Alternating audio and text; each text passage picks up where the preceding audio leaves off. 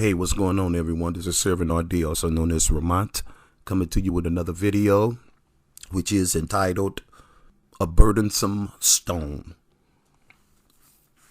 I chose this title. I've been thinking about it for the past 2 weeks. Before I get started, let me just send a hearty shalom to the Kohaya family. Shalom, y'all.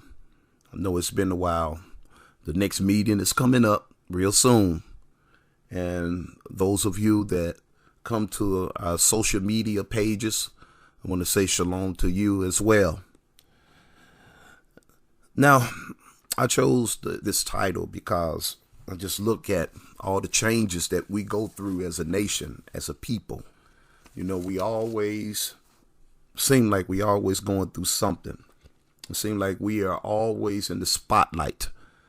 We are a spectacle. All the way back from the Jim Crow days, even up to now. I'm talking about the children of the Most High, the children of light. If people don't know who the children of light are today, then I don't know what to tell them, because it's evident. There's no big secret. People are smart. They just try to act dumb. And they know deep within their hearts who the true children of the Most High are. They try to ignore. They try to rationalize in their minds and in their actions, thinking that will somehow, some way nullify the mandate that has been given to the children of the Most High. But like I said in the message a few weeks ago, a month or so ago, that we are an unstoppable force. Redemption will come to the world through the Father's chosen, his elect. There's nothing that anyone can do about it. You can try to kill the people off. You can try to oppress these people to the max, come up with all different types of methods to condemn the people. But you will never stop this force. This is an unbridled force, because this force is from the Most High. So when I look at all the things that's going on, I constantly remind ourselves, I constantly remind myself that I must keep in mind the enemy's devices. Because you know what Paul said. Paul said, we're not ignorant to his devices. And so we must be cognizant of all times of Satan's methods, his schemes, his plan, his cunning weapons, the weapons of this warfare, which are not carnal. We must understand that. I see that a lot of people, they began to lose interest, and many of them has become disheartened. Many of them, they have just began to be filled with doubt and unbelief. I look on social media, how people are attacking the Bible. They're attacking the book. I once dealt with a brother that once told me to not read the Bible. And there's a lot of people that share that sentiment. They don't want anything to do with the Bible. They feel like it's a book of oppression. They try to make you feel like you are irrelevant when you begin to trust in the words of the Bible. But when someone come into my realm talking about not reading the Bible, the first thing I ask them, well, what are you trusting? Just like the Pointer Sister said in Car Wash, you got to believe in something. Why not believe in me? I say you got to believe in something. Why not believe in the Most High and his word? People, they talk about the Bible, but they are living off of some ideology. They're not just walking around without any belief. That's impossible. If you are alive, you have belief. A lot of people, they turn away from the holy script. They're going into all different type of religious belief system. I hear people talking a lot more and more about voodoo. You know, they think voodoo is the answer. And some people, they have just gone into primal belief systems and just pantheism, just whatever. But you're going to believe in something. If you don't believe in the Bible, you believe in the laws of the land. You live by them. And the proof that you live by the laws of the land, you're still walking around free. You're still on Facebook and social media and Instagram and all these social sites typing your sentiments. That means you are abiding and believing and following something. There is no one on this earth that exists by themselves. They have some type of frame or form of reference in which they follow, in which they abide by. So there's no sense of criticizing those that believe in the words of the Most High. Word of the Most High is life. And so that's what I ask anyone that come to me. You know, they look and they talk about the Bible. I heard one dude say that goddamn Bible. There you go, looking at that. But what you looking at? You know, people, they talk about the Bible and they pick up the newspaper and they read something out of the newspaper. Or they read something off of social media, a news outlet, and they believe that. So there's got to be a awareness that should be raised to the behaviors of those that try to criticize the Bible. When you see them looking and leaning and resorting to other sources, you got to believe in something. But anyway, I just look at the conditions of the children of the Most High, black people. I look at how they make laws. They use us to secure laws, just like the laws they're making to bring all type of propaganda to the masses by putting black Hebrew Israelites like they are an extremist group, like they some type of terrorist group, which they know within their hearts these people are no terrorists. It's because the Father's doing something. We're going to get to that. And so you see all these things. You see, on the other hand, you know, they use those same laws to you know, fix broken legislative issues. The laws that they probably established for us sometimes come back to bite them in the rear end. So they have to, you know, make amends to those laws. But at the same time, they want to maintain the regulations against us, you know, just like the civil rights movement. Many of us, we marched and worked hard in the 60s, only for it to be passed on to other groups. Even before that, when they had various amendments that were enacted for us, and you had groups and corporations using those amendments for themselves. All the things that they provided, the things that they wrote down that was supposed to help us, somehow, some way, they were used to help others. And so you have, even when you look at the laws with the illegal immigrants, the so-called illegal immigrants, you see that they have made laws that even in New York, that it's against to harass some of the so-called illegal immigrants. But those laws aren't made for us. Even today, we as a people are twice as likely to get arrested and 4 times as likely to come under some type of physical force by, you know, law enforcement. So what's going on? What's going on? This is a walk of faith that we're in. When you're walking with the Most High, you got to walk by faith and not by sight.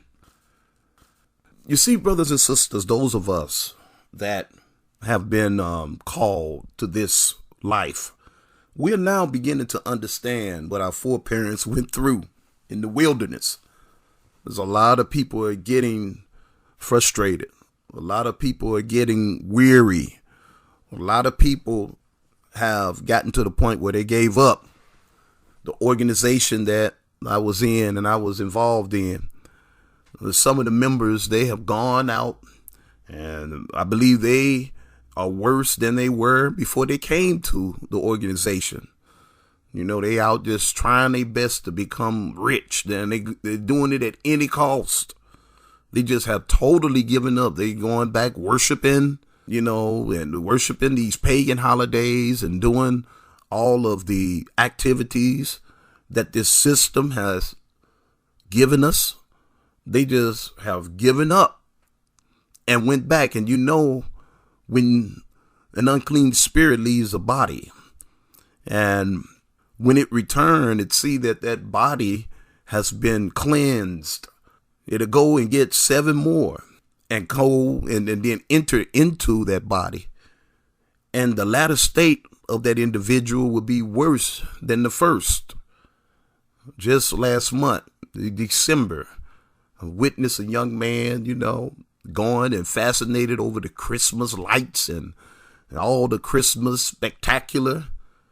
I mean, they just going back into the system because people are getting frustrated. But this is what this walk is about.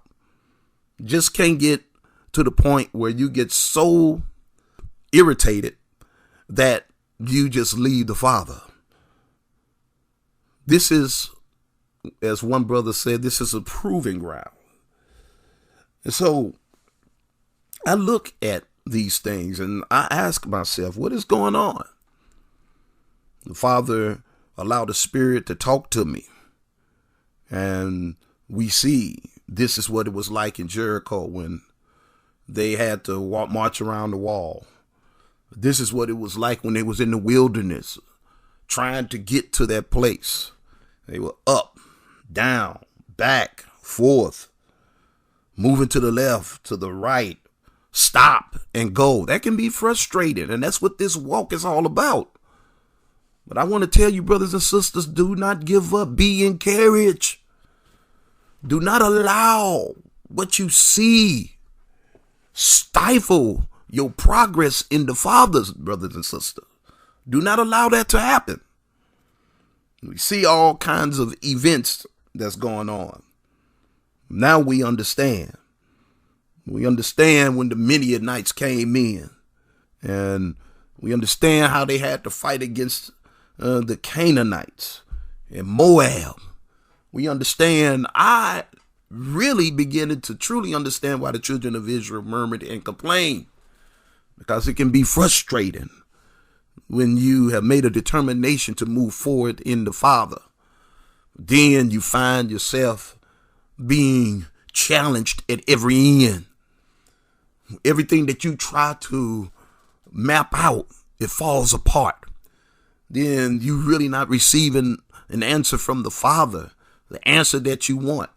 You just receive some vague affirmation and you feel like you need more to keep going, but it seemed like there's always something that just frustrates you. What is going on, brothers and sisters? I told you before, we're being perfected. We're going to get to the message. We're going to get to the scriptures. I just wanted to just bring this out. It seemed like just when you get started, something come and knock you over. It's just like Johnny Taylor. Just when you think your problem's about to end, along comes something and start it all over again. Just when you think that you get ready to move forward, there's something come and stifle your motion toward the Father. Then you find yourself struggling and trying to fight through the issues of life. What's going on? Why do we have to go through so much as a people? Laws against you, people against you. Folks come in, the Koreans come in, set up shop. We've been there ever since the Gentiles came to this land and took it. We've been right there with them. We even fought in all their wars. Crispus Attucks riding to and fro on this horse. He was so bad and he was so good at riding a horse. He would ride sideways to dodge all of the bullets and to dodge all of the weaponry that came his way. He fought hard in the American Revolution. You have soldiers, all types of soldiers that fought in the Civil War, black soldiers. And they fought with fervor and with great valor, men of valor. They fought only to be treated worse than an animal after the war during the Reconstruction period.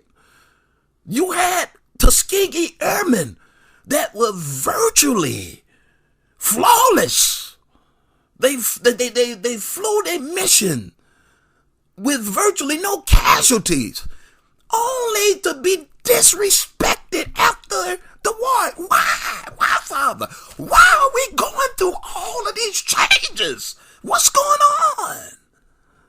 Remind me of a song that Forerunners for Yah sing, Sister Dina.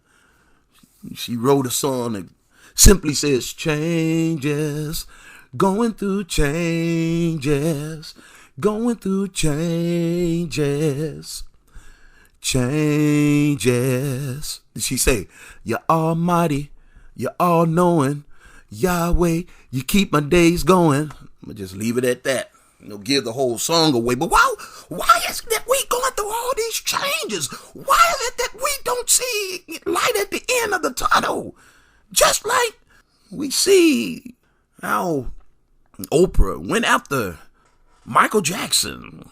Then she gone set up something to go after Russell Simmons. And then social media started eating her rear end out. Started getting up her rear end. Then she backed away. All this swirling going on. You got black women that's going head over heels for white men. All on social media. It's like, what's going on? Is the world going insane? Brothers and sisters, the question is raised. People are frustrated all over the place. You have people that got everything they want. You got Trump. You elected Trump. And ever since Trump been in the office, we have seen nothing but frustration. What's going on? We're going to get to it in a minute. Just let me vent a little bit. It's been a while since I talked to my brothers and sisters. And like I said, you got laws that calls for immigration services to be friendly with so-called illegal immigrants. We got laws that protected them now. And that those same laws are used to shoot us down. Some states have already legislated that it is against the law to harass illegal immigrants. It's against the law to pull them over. But they pulling over the people that's been here ever since the Gentiles entered into this country. Black folks been right alongside with them. What's going on, brothers and sisters? Allow me to just tell you that the Father is in work. I listen to some of the people, even some of my friends on Facebook. When they say you listening to and waiting for God to come save you, you got to get up and fight. Fight with what? What are you going to use? What kind of weaponry do you have? What, an AK? An SKS? What is that? They got drones. They got fighter jets. Fighter jets that fly faster than the speed of sound. I know what I'm talking about. They got fighter jets that will come in the region, and by the time you hear the jet noise, they have already dropped bombs and gone. How you going to fight against a system like that? You got to wait on the Father. There is no other choice. There's no other alternative. You fool around and get more than your feelings hurt. You get your soul hurt as it's going to that final resting place for being an idiot thinking that you're going to fight against a system so powerful. The Father put us in this situation. And the very thing that you need is the very thing that you're rejecting. You need the Father. You cannot live without the Father. You cannot exist without Him. Quit being such a foolish person and understand that He is your breath, the essence of your existence is the Father. And as soon as you begin to start believing that you self-existent, you headed for destruction. You need the Father, brothers and sisters. He's your only help. A burdensome stone. Zechariah 12:1. It reads on this rise: the burden of the word of Yahuwah for Israel. Let's start off talking about the burden. Starting off, Zechariah, he's starting this chapter off. He ain't wasting no time. He's talking about this heavy load for Israel, letting you know, just being an Israelite is a burden. It's something that the Father put on us because we disobeyed Him. Don't let nobody come over and come on the social media and tell you that you're not cursed, that we're not cursed as a people. The Father put this curse on us. But guess what? Time is running out. And what I'm about to read is happening as we speak. Zechariah 12:1. The burden of the word of Yahweh for Israel. Saith Yahweh, which stretcheth forth the heavens, and layeth the foundation of the earth, and formeth the spirit of man within him. Zechariah, he start off by explaining that this not coming from him. This is no ideology. This is no philosophy. You know, you got a lot of philosophical insight that's out there and trying to get people to move away from their natural order. The natural order of the Hebrew Israelite, the people of the Most High, the people of the book, is to walk in the oracles, statutes, and standards of the Most High. And so Zechariah, he's starting this whole chapter off telling us that this comes from the Most High. And he began to explain it through a science telling you that nobody can penetrate this word. This word comes from the one that made the heavens. This word coming from one that made the foundation of the earth. This word is coming from the one that put the spirit, the breath, the essence in man. People walking around here talking all that talk, talking about they reading that Bible. You reading the Bible, that they don't know what they're talking about. Using the same word that was made logos, the breath, the spirit that was breathed into man. They're using that same breath to speak against the word of the Most High because they don't believe. Fear and doubt has set in. Fear and doubt is a terrible thing, brothers and sisters. But Zechariah, he started off by giving honor and homage and praise and acknowledgement to the Most High Yahuwah. And rightfully so. Verse 2. Behold, I will make Jerusalem a cup of trembling unto all the people round about. First thing, this cup that the Father will give is a cup that will make all the nations tremble. Now you're beginning to understand why they're doing everything to stop us, why we would never be able to get our redemption from man or this government. They're not capable of giving this redemption. We are set apart and we are set aside for the Father. Only He will do it. And now you have Satan and his scheme and his minions trying to veer you away from the only one that's able to liberate you. You can't liberate yourself. And you can't come with no weapon thinking you're going to do something. You seen what they did to the Black Panthers. They had their weapons and you seen what happened. And now you have another generation that's rising up trying to do the same thing. The boldness is fine, but this boldness needs to be geared and centered around the Father and his word. You know, do jack, but run your mouth and get your rear end tore up. And that's a fact, Jack. That's the truth, Ruth. Behold, I will make Jerusalem a cup of trembling. The Father said he will make. We're going to deal with that in a few minutes. And they shall be in, when they shall be in the siege, both against Judah and against Jerusalem. I want to let you know, brothers and sisters, like Brother Yahya Bandele said, we are the land and the land is us. When the scripture talking about Jerusalem, when it's talking about Judah, it's talking about us. Those of us that's been scattered to the four corners, it's talking about us.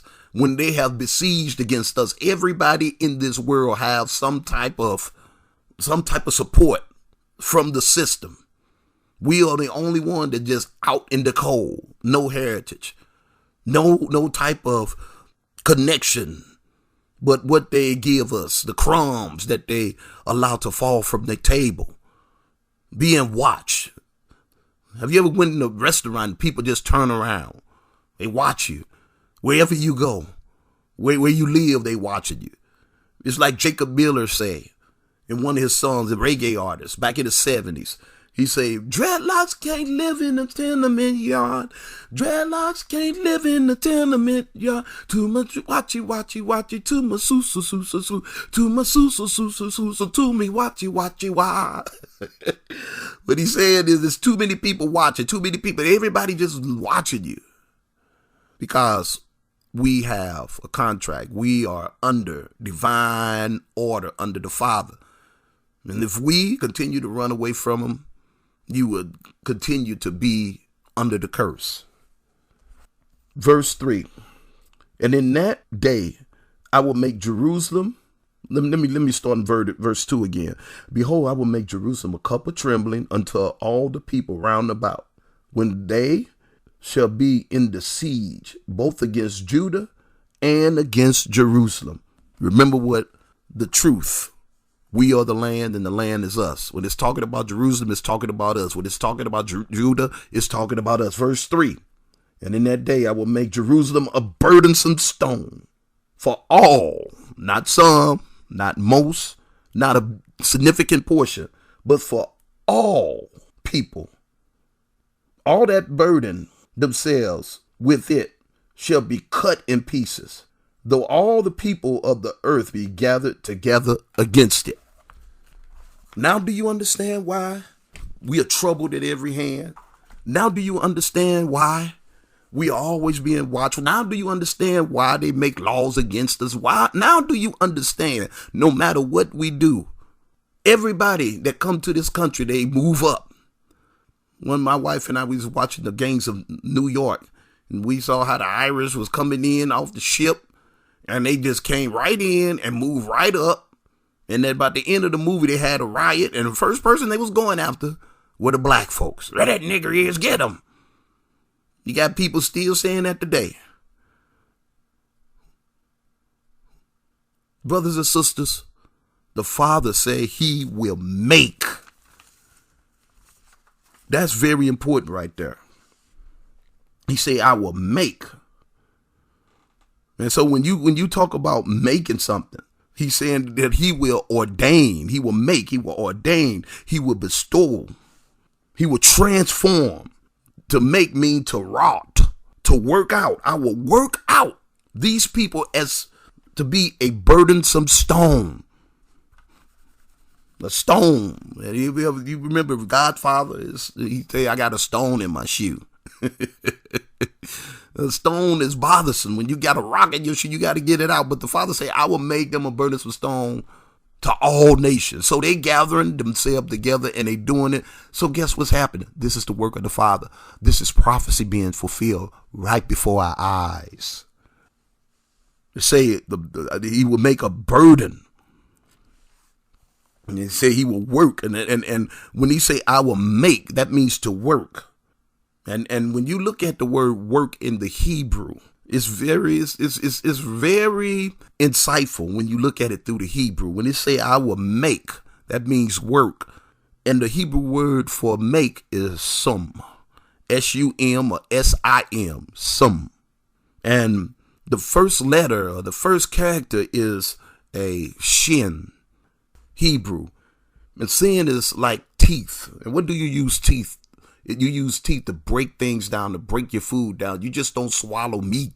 You'll choke. So you chew it down. You chew it, and you chop it up in your mouth, move it around.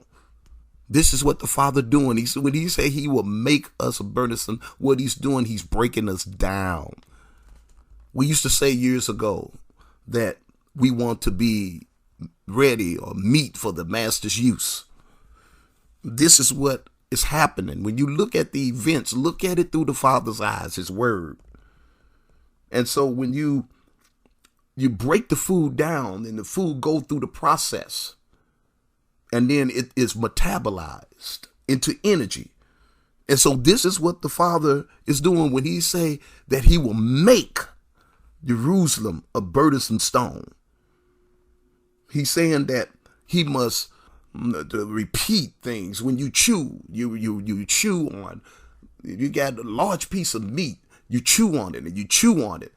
You chew on it until you're ready to swallow it. And so, since our Father is eternal, a day seemed long to us, but a day is like 1,000 years to him. So it's just 1,000 years ago was just like yesterday to the Father, because he's eternal.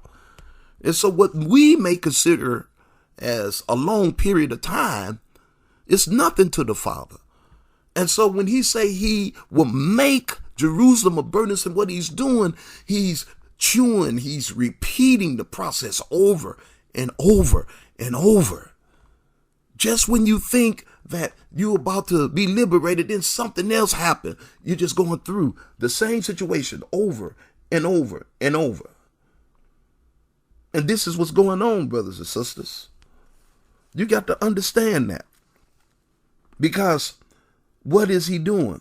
He's repeating the thing because he has already ordained for us to be this stone that will be a blockage that would obstruct the goings on of the people that has already surrounded us. Are you listening to me? The second letter of sum is the U or the I. S-U, sum. Remember, sum means make. And make means sum in Hebrew. The Hebrew word for make is sum. And we already told you what the S. Now we go into the U or the I, which is called a vav. And the vav is a nail or a stake which connects, represent connection, represent a hook or a peg. It represent something to be attached to. So when you see things repeating itself and you see things that things are reiterated or things that are revised, what the Father's doing, he's connected, he's driving us into his eternal order of being. To be a burdensome stone, that means you're going to be immovable. So those of you that are the remnant, you must understand what is going on, brothers and sisters. That stake means it also means the changing of one form that is in the past into that which is in the future. So as you continue to chew, as you continue to repeat, the Father continue to hammer out. The Father begin to continue to beaten out. The Father continue to work out who we are. He's changing us from where we were in the past into that which he have already ordained for us to be in the future. And so This is what the word sum mean, which is make in the English. The next letter of sum is the M, S-U-M. And the M in Hebrew is the mem. The mem is water. You also know that water it represents life. Water represents life-giving force. Not only life, but water also represents a washing, a cleansing. Don't you remember when Moses and the children of Israel, they went through the Red Sea? That was like a cleansing. It's a process. And it can be scary. I'm pretty sure a lot of people were scared going through the Red Sea. Don't you remember the waters that were bitter? And the Father made the water sweet. Not only that, water also represents a time of testing. The enemy comes in as a flood. Remember that scripture? And the Father will raise up a standard. So when you talk about mem, you talk about the M. M and the mem. The mem is water. Water is a time of purging. It's a time of cleansing. And it's a time of washing. Just like Joshua. He went to the Jordan. And the children of Israel, the Levites, they had the Ark of the Covenant. And the Jordan was high and the water was rushing. And Joshua told them, go on across into the Jordan. Go on in the Jordan. As soon as they stepped in the Jordan, they thought the water was going to wash them away or cause them to become unbalanced and fall with the ark. But soon as they stepped out into, they had to trust the Father. And they stepped out into the Jordan, and the Jordan's calm. The water became calm, and they were able to go across. Water represent a time of trial. When the Father said, I will make. This is what's happening now, brothers and sisters. You remember Elijah, and Elisha, how they went to the Jordan. Elijah took their mantle and they smote the Jordan, and the Jordans divided. When Joshua was crucified, the soldier came and pierced him in the side. And what happened? Blood and water. Can any man forbid water? Peter, to those that receive the Holy Ghost as well as we. Revelation, when the serpent in Revelation saw the mother and saw the children of the Most High, the children that had a covenant, he spewed out a flood against the mother. And the earth opened her mouth and swallowed it up. Brothers and sisters, when the Father said he going to make Jerusalem a burdensome stone, that's what he meant. He meant what he said, and he said what he meant. So I want to encourage you. Philippians 1:6. It says, being confident of this very thing, that he who have begun a good work in you will perfect it until the day of Yahushua the Messiah. He begun it. He's not going to leave you high and dry. People may leave. People may get discouraged. People may go, just like the brothers and going all off into Christmas, and sisters that was a part of the network. They just doing whatever. This is to those that have made a decision in their mind to stand for the Father no matter what. 1 Corinthians 1:8. He will sustain you to the end, so that you will be blameless on the day of our Master Yahushua Messiah. The Father will sustain you. You got to be confident that he's working. You got to be confident that the Father is performing the sum in your life. As a matter of fact, in the English, the root word of summary is sum. The Father will sum up, which is a Hebrew term. He would tally up all the things that he went us through, that he put us through, and he will cause us to be that burdensome stone where the whole world will see that he loved us, as he said in Revelation. So, since we have been promised that the Father will make us a burdensome stone, what shall we do? Very glad you asked. Psalm 27:14. Wait on Yah and be of good courage, and he will strengthen you. And he will strengthen your heart. Wait, I say, on Yah. Brothers and sisters, word of encouragement. He's working out. He's summarizing. Wait to what the Father will make out of his chosen people. It's going to be something beautiful, and it's going to be a stone, an immovable stone to all nations. All he asks for you to do is trust him. I've been thinking about this message for a while, and I decided to do it. I shot from the hip, but I pray and I'm confident that somebody somewhere will receive edification from this message. I'm your brother, Servant RD, also known as Remnant. Shalom.